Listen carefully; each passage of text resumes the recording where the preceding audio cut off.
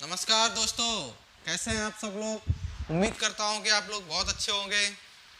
देखिए दोस्तों, जैसा कि आपको पता है 2-3 दिन हो गए हैं तब से आपका जो पीईटी एग्ज़ाम है उसका नोटिफिकेशन उत्तर प्रदेश सरकार ने जारी कर दिया है। तो उत्तर प्रदेश सरकार ने पीईटी का एग्ज़ाम की जो नोटिफिकेशन है उसके फॉर्म्स वगैरह हैं वो अप्लाई होने लगे हैं और उम्मीद करता हूं कि आप लोग उसकी तैयारी में लग चुके होंगे। देखते दोस्तों, तो सबसे इम्पोर्टेंट चीज़ क्या है कि उसको सबसे पहले उसका सिलेबस जो है ना उसको आप बहुत ही अच्छे से पढ़ें, सिलेबस को देखें कि कौन कौन सी चीज़ें किस किस सब्जेक्ट से आ रही हैं। तो सब्जेक्ट को पहले डिसाइड कर लें कि हमें कौन सा सब्जेक्ट सबसे अच्छे से प्रिपरेशन करना है। वैसे तो सारे सब्जेक्ट को आपको बहुत अच्छे से प्रिपेयर करना है, लेकिन बावजूद तो उसमें से जो आपका हिस्ट्री का जो पोर्शन है, हिस्ट्री का पोर्शन काफ़ी इम्पोर्टेंट हो जाता है जो 10 मार्क का आने वाला है। उस 10 मार्क में आपको देखना क्या है कि भारतीय इतिहास, जो कि हम बात करते हैं इंडियन हिस्ट्री, इंडियन हिस्ट्री में आपका कम से कम 5 मार्क का पोर्शन आने वाला है। तो आज हम इंडियन हिस्ट्री को लेकर के कुछ इम्पोर्टेंट टॉपिक पर डिस्कशन करने वाले हैं। तो फ्रेंड्स, सबसे पहले आपको क्या करना होगा, इंडियन हिस्ट्री को जान लेना है कि इंडियन हिस्ट्री क्या है। तो देखिए, इंडियन हिस्ट्री को मतलब प्राचीन भारत का इतिहास। तो यहाँ हम सबसे पहले इम्पोर्टेंट क्या करेंगे, इतिहास होता क्या है, आखिर इतिहास को हम लोग क्यों पढ़ते हैं। तो देखिए, सबसे इम्पोर्टेंट चीज़ ये होती है, यानी कि किसी प्राचीन घटना को उसके क्रमिक अध्ययन को ही इतिहास कहा जाता है। मतलब कहने का ये हुआ है कि हमारे आज से जो पहले की जितनी भी घटनाएं घटी हो, चाहे वो किसी भी से रिलेटेड हो, चाहे वो स्वतंत्रता आंदोलन से रिलेटेड हो या मानव उत्पत्ति से रिलेटेड हो, कोई भी घटना हुई हो तो उसमें उसके जो अध्ययन हम लोग करते हैं, उसकी जो स्टडी करते हैं, उसको ही हम लोग इतिहास कहते हैं। कहने का मतलब ये हुआ कि प्राचीन भारत हो या विश्व का भारत हो, उसके क्रमिक अध्ययन को ही हम लोग इतिहास कहेंगे। तो देखिए दोस्तों, बात करते हैं भारतीय इतिहास। तो इंडियन हिस्ट्री में इसको 4 भागों में डिवाइड किया गया है। कौन कौन से, तो देखिए मैं आपको ग्राफ के द्वारा थोड़ा बताने का प्रयास करूंगा। तो भारतीय इतिहास को 4 भागों में बांटा गया है।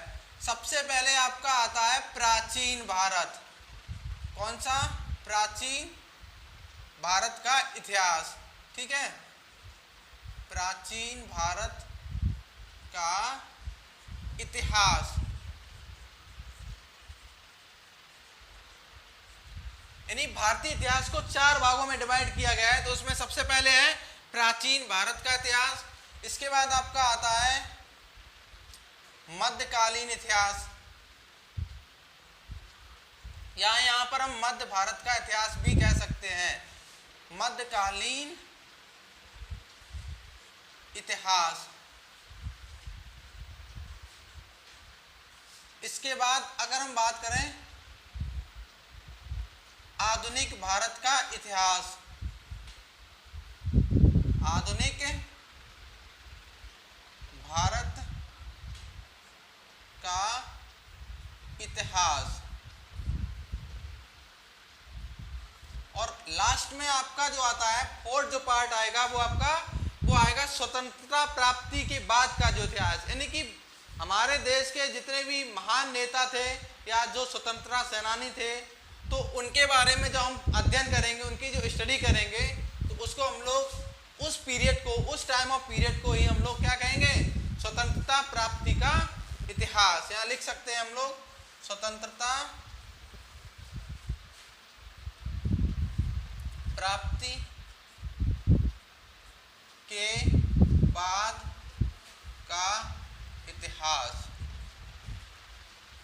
तो मतलब कहने का आप समझ गए होंगे कि भारतीय इतिहास को 4 भागों में डिवाइड किया गया है। सबसे पहले आपका आता है प्राचीन भारत का इतिहास, मध्यकालीन भारत का इतिहास, आधुनिक भारत का इतिहास और स्वतंत्रता प्राप्ति के बाद का इतिहास। तो भारतीय इतिहास को हमने 4 वर्गों में डिवाइड कर लिया गया है, ठीक है। आशा करता हूँ आप लोग समझ गए होंगे। तो अब हम क्या करेंगे दोस्तों, अब हम इस चैप्टर में सबसे पहले एक एक पोर्शन को अलग अलग तरीके से अध्ययन करेंगे, स्टडी करेंगे। तो आज हम सबसे पहले आपको प्राचीन भारत के बारे में बताएंगे कि प्राचीन भारत का जो इतिहास है वो कब से शुरू हुआ और कब जाकर के खत्म हुआ और इसके क्या क्या स्रोत थे। यानी प्राचीन भारत के इतिहास के जो इम्पोर्टेंट जो सोर्स थे जिससे पता चला कि हाँ भारत में भी प्राचीन कुछ घटनाएं घटी हैं, तो उनके बारे में आज हम प्राचीन भारतीय इतिहास के बारे में चर्चा करेंगे। हाँ तो फ्रेंड्स, तो मैंने आपको बताया था प्राचीन भारतीय इतिहास का विकास। तो प्राचीन भारतीय इतिहास का विकास जो है ना वो 3 भागों में बांटा गया है। सबसे पहले आपको पता है प्राग ऐतिहासिक काल, और दूसरा आपको आदि ऐतिहासिक काल, और जो आपका लास्ट में आता है वो आपका ऐतिहासिक काल है। यानी कि प्राचीन भारतीय इतिहास को 3 वर्गों में डिवाइड किया गया है। कौन कौन से 3 वर्गों में डिवाइड किया है? जैसा आपको पता ही है कि प्राग ऐतिहासिक काल, दूसरा आदि ऐतिहासिक काल और तीसरा आपका ऐतिहासिक काल। ठीक है, तो देखो यानी कि अगर हम प्राग ऐतिहासिक काल की बात करें तो दोस्तों सबसे इंपॉर्टेंट फैक्टर यहाँ क्या है कि लिखित साक्ष्य उपलब्ध नहीं है। मतलब कहने का ये हुआ कि प्राचीन भारत के इतिहास में जो प्रागैतिहासिक काल था उसका कोई भी लिखित साक्ष्य उपलब्ध नहीं मिला आज तक। जितने भी ऐतिहासिक जो रहे हैं या इतिहास कर रहे हैं उन्होंने आज तक प्रागैतिहासिक काल का कोई भी लिखित साक्ष्य उन्हें प्राप्त नहीं हुआ है। दूसरा इंपॉर्टेंट पॉइंट यहाँ मिलता है कि पुरातात्विक साक्ष्य उपलब्ध थे। यहाँ पुरातात्विक साक्ष्य जो थे उपलब्ध थे। जैसे कि अगर हम बात करें जैसे कि सोने वो सिक्के हुए है ना, सोने के सिक्के, तांबे के सिक्के हुए, और भी कई सारी चीजें हैं जैसे कि गुफाएं हुई, तो ये सारी चीजें मतलब प्राप्त हुई हैं। अगर तो इसका जो उदाहरण है वो पाषाण काल में आता है। कौन सा? पाषाण काल। यानी कि जो प्रागैतिहासिक काल है उसमें लिखित साक्ष्य उपलब्ध नहीं थे, पुरातात्विक साक्ष्य उपलब्ध थे, और इसका जो उदाहरण है वो आपका पाषाण काल है। दूसरा अगर हम बात करें आदि ऐतिहासिक काल के जो इंपॉर्टेंट फैक्टर 1 है वो दिया गया कि लिखित साक्ष्य उपलब्ध हैं। मतलब आदि ऐतिहासिक काल में जो लिखित साक्ष्य थे वो तो उपलब्ध थे, पर उसकी जो लिपि थी वो इस प्रकार की थी कि आज तक किसी भी इतिहासकार ने आज तक उसको नहीं पढ़ पाया। मतलब उसकी लिपि जो थी उसको पढ़ा नहीं जा सका। तो उसके अगर हम बात करें उदाहरण में कौन कौन सी, यानी आदि ऐतिहासिक काल में कौन कौन सी जो सभ्यताएं थी, तो एक आपकी सैंधव सभ्यता थी और दूसरी आपकी वैदिक संस्कृति। ये 2 इंपॉर्टेंट यानी कि सिविलाइजेशन कह सकते हैं, सभ्यता कह सकते हैं, ये 2 इंपॉर्टेंट थी। अगर हम बात करें ऐतिहासिक काल की तो ऐतिहासिक काल में आपका पुरातात्विक एवं साहित्यिक दोनों साक्ष्य उपलब्ध थे, और इसका जो वर्णन किया गया है जो भारत में प्राचीन समय में या जो आज से कुछ समय पहले जो विदेशी यात्री थे उन्होंने अपनी बुक में या अपनी जो बायोग्राफीज लिखी हैं है ना, उनमें इस काल का वर्णन किया गया है।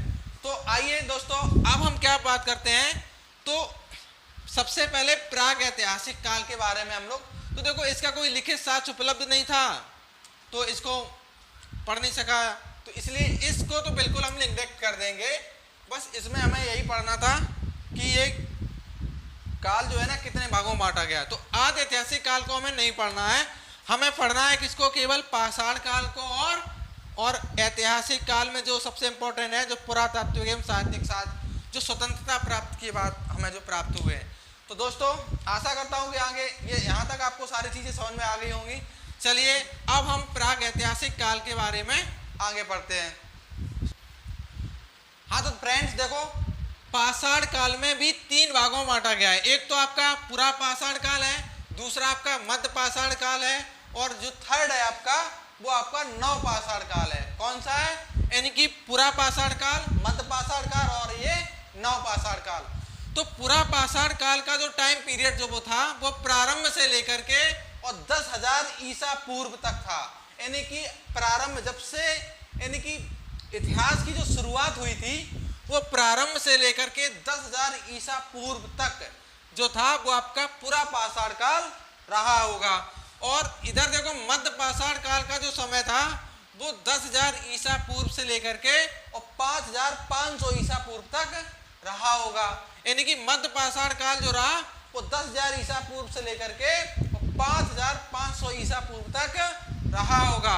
वहीं अगर हम नवपाषाण काल की बात करें तो नवपाषाण काल का जो टाइम है वो 5500 ईसा पूर्व से लेकर के 3000 ईसा पूर्व तक रहा होगा। तो दोस्तों यहाँ हमने नवपाषाण काल को 3 भागों में विभाजित कर लिया था, पुरापाषाण काल, मध्यपाषाण काल और नवपाषाण काल। अब हम क्या करेंगे, सबसे पहले पुरापाषाण काल के बारे में जानेंगे। तो पुरापाषाण काल को भी 3 भागों में बांटा गया है। तो 3 भाग वो कौन कौन से हैं, तो आइए जानते हैं। तो 3 भाग जो थे वो निम्न पुरापाषाण काल था। पहला पार्ट क्या था, निम्न पुरापाषाण काल। तो निम्न पुरापाषाण काल की जो शुरुआत हुई थी वो प्रारंभ से 1 लाख ईसा पूर्व तक रही होगी। यानी कि प्रारंभ से, जब से इतिहास की जो शुरुआत हुई होगी, हिस्ट्री की जो शुरुआत हुई होगी, वो प्रारंभ से लेकर के 1 लाख ईसा पूर्व तक का जो टाइम था वो आपका निम्न पुरापाषाण काल का था। वहीं अगर हम बात करें मध्य पुरापाषाण काल में, तो मध्य पुरापाषाण काल का जो समय रहा होगा वो 1 लाख ईसा पूर्व से लेकर के 40,000 ईसा पूर्व तक रहा होगा। कब तक रहा होगा, 40,000 ईसा पूर्व तक। वहीं अगर हम उच्च पुरापाषाण काल की बात करें तो 40,000 ईसा पूर्व से लेकर के 10,000 ईसा पूर्व तक के जो समय था वो आपका उच्च पुरापाषाण काल में रहा होगा। तो आई थिंक आपको बहुत अच्छे समझ में आ गया होगा। ठीक है, अब आगे हम सबसे पहले निम्न पुरापाषाण काल के बारे में पढ़ेंगे।